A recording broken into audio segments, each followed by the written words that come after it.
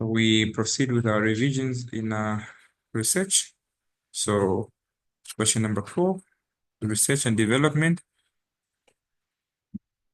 have become the index of development of the country. Which of the following reasons are true with regards to this statement?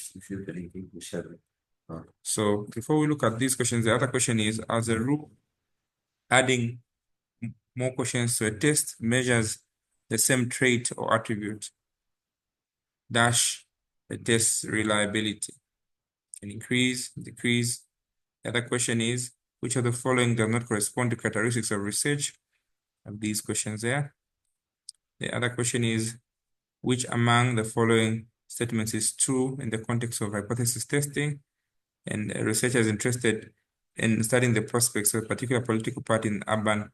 So what tool should he prefer to use in the study? So with these questions, I want to take you through the notes we looked at in terms of our research and development. Okay, so to start with, research and development is an index that we use in any nation to to measure the level of development. So we'll go through the notes quickly, then we can go into answering these questions below. Okay, so I hope I'm audible. So when we're looking at research and development, we know it's a widely regarded indicator in every country's development because it involves innovation, it promotes technological advancement, it also drives improvements like the healthcare, it promotes agriculture sector, and in developed countries like the US, Japan, South Korea, it is used for allocating resources. So the reasons why research and development reflects development. Number one, that it targets human development. R&D aims to address real life challenges that affect human welfare. Secondly, it reflects the socioeconomic conditions, the extent of research and development investment and activity in a country will reflect the economic health. Research and development also enhances the living standards. Through research and development, there's creation of better products and services. Okay, so this is briefly what I can say regarding research and development. So please pay attention because we'll quickly go into understanding the concepts of the test 2. Then the other question was talking about reliability tests. Okay, so let's say something about reliability tests and hypothesis testing. So when you're dealing with the reliability tests, we must understand that these are tests that refer to the degree to which an assessment tool will produce what? Stable and consistent results. So if a test is considered to be the same over time, we may deem it to be what? Reliable. Then there are several types of reliability tests. Can somebody remind me the reliability tests that we know? Which ones are they? There's test, retest, retest.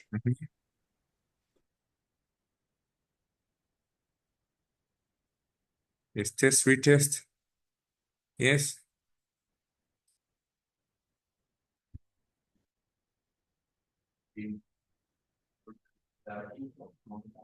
There's inter-rater reliability, there's internal consistency, and there are parallel forms. So the test retest looks at the consistency over time, whereas inter-rater reliability looks at consistency between two raters. Internal consistency looks at consistency within the test itself, and we use the Cronbach alpha. And the parallel form looks at consistency across different versions of the same test. So you're using these, all of them are measuring the same like different methods of calculating, giving the same answer. I repeat, the test retest looks at reliability over a period of time. If you're going to test your weight after some time, uh, you're going to test your weight later on, it should give you the same result. Iterator is a consistency between different observers who we call raters. Internal consistency, it looks at the consistency within itself if the questions are addressing the same concept. Then parallel, we're looking at reliability of consistency with different versions. So the impact it has in adding more questions. So adding more questions to a test can significantly improve its reliability, provided that those questions are relevant and they measure the same construct. So they will increase the reliability using the what we call the Spearman's Brown prophecy formula. It explains that increasing the number of test items will do what? Will reduce the influence of random error. By reducing error, we increase the overall reliability. So if we add more items, we provide a broader sample behavior. Number two, adding more questions. What does it do? It will reduce variability. So a test with a small number of items is vulnerable to fluctuations caused by chance or random factors. So with more items, the overall score becomes more stable. Then also, it improves validity when you add more questions. So through adding more questions, reliability does not ensure validity. We know that. But if we have more questions, well-constructed questions, it will improve the coverage of the domain. So the consideration that we need to have is that by simply adding questions, that is not enough. But the new items that are added must, number one, be clearly weighted and free from bias. Number two, they must be aligned to the construct to have the ability to be measured. And number three, they should be tested for clarity and difficulty. So that is with regards to reliability. These are the concepts that I wanted you to get before we answer this question. All right. Are we clear? So there was also a concept that I saw to do with what? Characteristics of research. What are some of the characteristics of a research? Let's go through some of the characteristics of a research. So here are some of the characteristics of a research.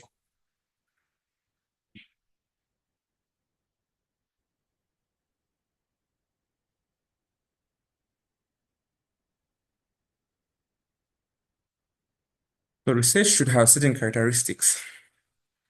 So research must be formal, it must be systematic, it must be rigorous to make an inquiry to generate new knowledge. It must expand the existing theories. It must also provide practical solutions. So we conduct research for three reasons. Number one, to add knowledge to what is already there. Number two, to argue what is there, to say, no, this is false. And number three, to come up with a new body of knowledge. So at its core, research must seek truthful evidence. It must be guided by logic, critical thinking, and methodological precision. So research has so many characteristics. Number one, it must be problem-oriented. So a defining feature that research must have is that it must have a specific problem and question and knowledge gap. So good researchers will begin with what? Well-articulated research problem. And the problem should be the need to understand a certain policy, how to improve a certain aspect, and what factors that will influence that action. Number two, a problem must not be passive. Research is active and it's an engaging process. So it goes far beyond just simply collecting information or observing. It involves you designing instruments like questionnaires, conducting interviews in the field, testing theories. So it's not passive. It's about being actively engaged. Number three, research is what? Is systematic and organized. It has a structure. Like we say, there's a statement of the problem, literature review, there's a hypothesis formulation, there's research design, data collection, data analysis, conclusion, recommendation. It has a structure that must be followed. Okay, so research must be credible, meaningful, and reproducible. Research is also a process. It must be iterative. It must be ongoing. It must be developmental. So research is really a one-time activity. The initial findings and bring in new questions, and you explore deeper and deeper. There's additional data, modifications or hypotheses. You refine the methodologies until you end up over time finding the solution. So these characteristics that research must have should also be objective, meaning the research must be free from personal bias. It must also be empirical, replicable, and ethical. So that is about research. All right. So just giving you snippets of what we have been looking at in terms of these small components, so that as we answer, we get back to the drawing board. So there was a question to also do with hypothesis testing. There was a question to do with hypothesis testing. So we can also quickly go through what we talked about regarding hypothesis testing. So what did we say about hypothesis testing? What is a hypothesis? And yeah, who remember what is a hypothesis? There's a difference between a hypothesis and what? And an assumption. So at the core of research, we have hypothesis testing, which is a core statistical procedure that we use in research. And we use it to determine whether there's enough evidence, sufficient evidence, like we'd say in QM, to reject or accept. It allows us to make our research objective and data-driven, especially when dealing with quantitative research. So hypothesis, by definition, is a testable, predictable statement about the relationship between two or more variables. So it will provide you with foundation of scientific investigation, and it will help you in the research process. So that is what research is mainly about. Okay, are we following? Now let's briefly delve into what research the process must be. So a hypothesis must be what? Testable, meaning you need to collect data to support or refute it. It must be specific, means you must define the variables and predict the nature of the relationship. It must also be falsifiable. Much as it's testable, it must be falsifiable, meaning it must be possible to prove it wrong. So if students receive feedback immediately after an exam, their performance in the next test will improve. Imagine having to write tests and you don't know. So hypothesis testing has two things you need to understand. There's what we call the null hypothesis and the alternative hypothesis. Null hypothesis and the alternative hypothesis. So the null hypothesis is actually the default position that suggests that there's no effect and there's no difference in the relationship. Okay, it is assumed to be true unless proven otherwise. For instance, there's no difference between academic performance and students who study in groups and those who study alone. That is, could be a null hypothesis. You can have an alternative hypothesis, which is the opposite. It will suggest that there's a difference between the variables. It is usually this hypothesis that the researcher wants to support. That is in the alternative hypothesis. So this is how we state the alternative hypothesis. Are we together? Are we following? Yes. All right. Please be attentive because I will ask you questions from what I'm just explaining. So the steps that are involved in hypothesis testing as follows. Number one, state the hypothesis. Number two, state the level of significance. I used to sing this song in QM. Those of you I taught in QM.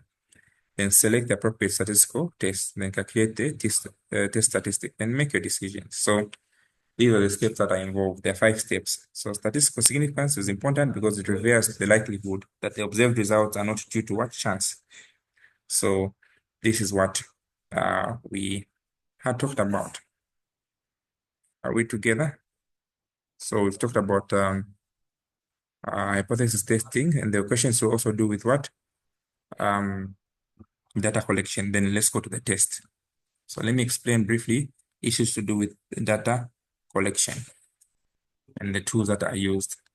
Okay, let's go to data collection and the tools that are used. So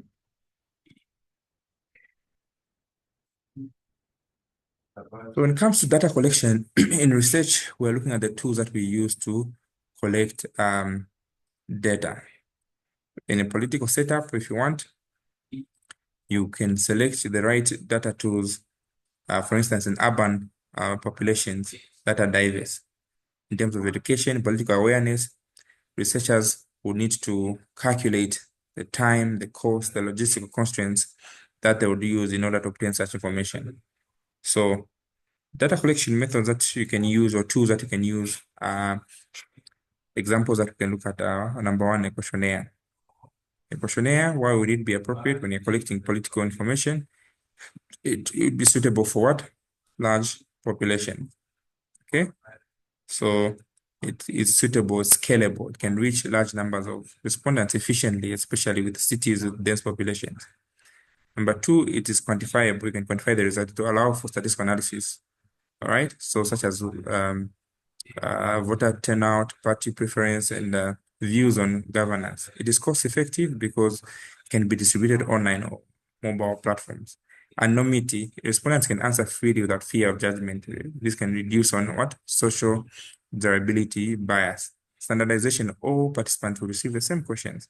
The only challenge that questionnaires would have is that they may not give you an in-depth reasoning behind their political opinions and requires literacy to understand them. The other instrument that you can use to collect is an interview. Okay, in an interview, why would it be appropriate? It would be appropriate in when you are face-to-face or virtual interactions between the researcher and the respondent. The advantages that will give you rich qualitative insights into the motivations and beliefs behind the political views, and also to enable you follow-up questions and clarifications where you need clarity, why, how. And the challenge is that it's time consuming, can take over 30 to an hour just for an interview. And resource intensive, meaning it requires you to be trained and recording equipment. And also, if there's an interviewer effect, whereas the tone, the appearance, the demeanor of the interviewer may influence some of the responses that would arise. Okay, so that is with regards to an interview. So we also have what are called rating scales.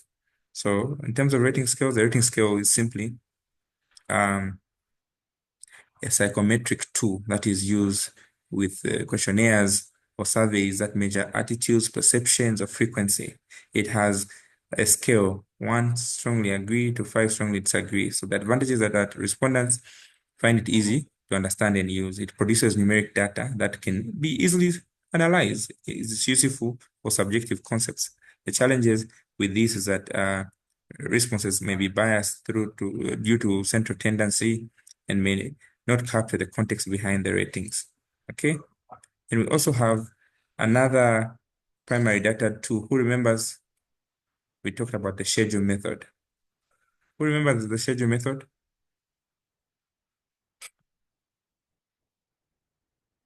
What is the schedule method? We said the schedule method is similar to what?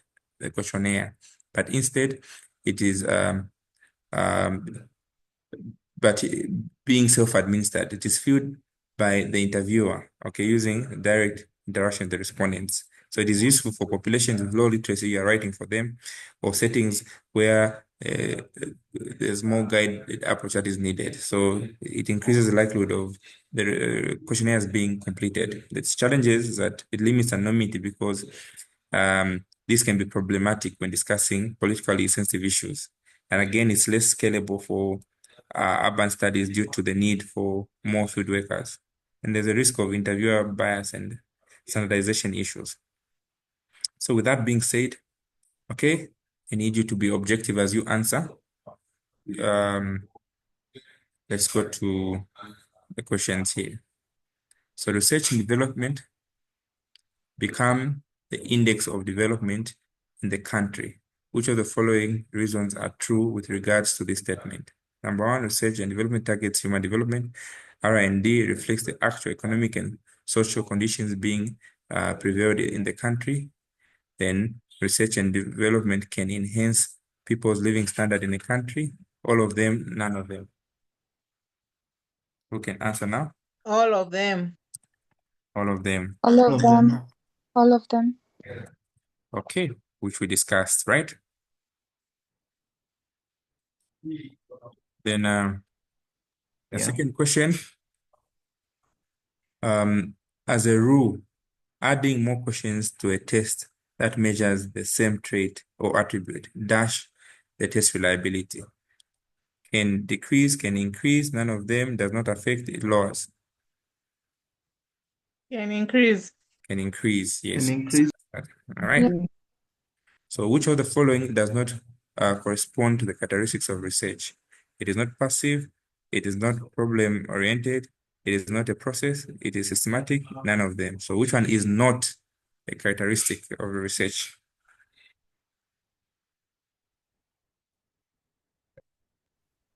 Not passive. None of them does not correspond to character. Which one does not correspond?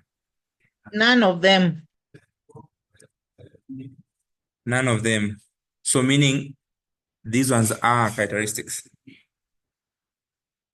Let's understand the question. Sorry. I think it's Um, not problem oriented. Not a problem oriented. It's not problem.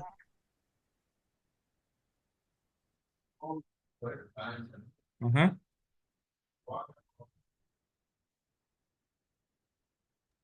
One of the characteristics of research is that it's problem oriented. It begins with identifying a problem.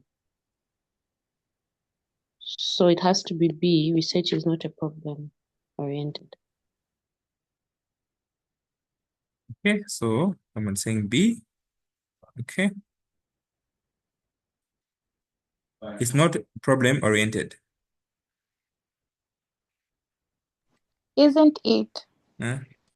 Research is problem oriented. So which one is not a characteristic? So you see it's systematic. Is it? Research is systematic. which one is not? Okay. So research. Yeah. What were the characteristics we talked about? Is research I think for me it's E, none of them. none of them? So what are the characteristics of research that we talked about? You Research is mentioned problem about oriented. oriented. It's a process. It's passive. It's problem oriented, it's not passive. It's systematic and organized. It's a process. It's a process, yes. Okay, it's objective, it's objective, empirical, replicable, ethical. Remember those. I'm glad you're following. So which one becomes the answer now then? So research is problem oriented. Okay?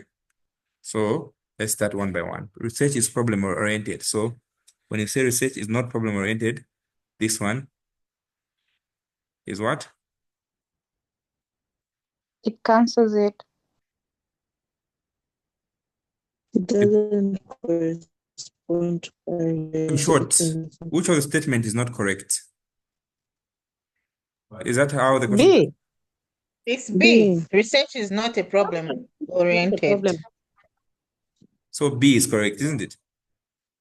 D or B? Yes. B is correct, isn't it? B. The B. first one. B. B for bow. B for ball. Research is systematic. Isn't D the answer? D isn't D the answer to the question there? D is corresponds to the basics of research, but we have been asked which one does not. So this is correct. So it cannot be D. Which one is not correct? So B is not correct.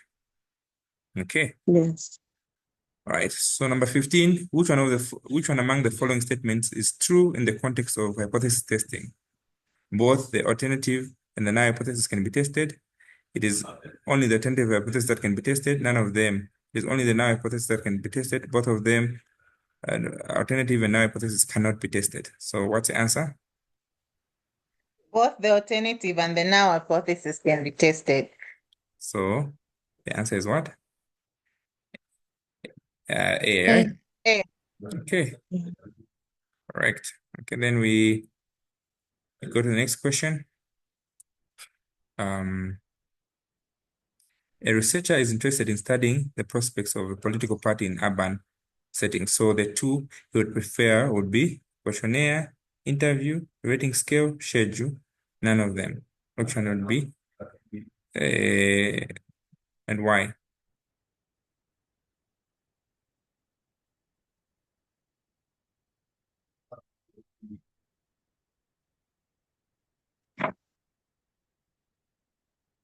You want to conduct what?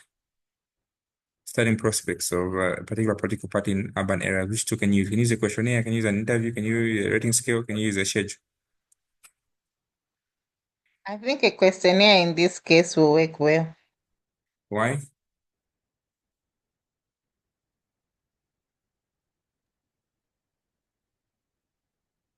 Because these ones, I'm interview targeting will be costly, take time, rating scale also, yes. schedule. It's not possible, practically impossible. Thank you so much for being attentive. You've made this an interesting way of answering. So the other classes will look at the remaining questions. So we end here, unless there are any questions.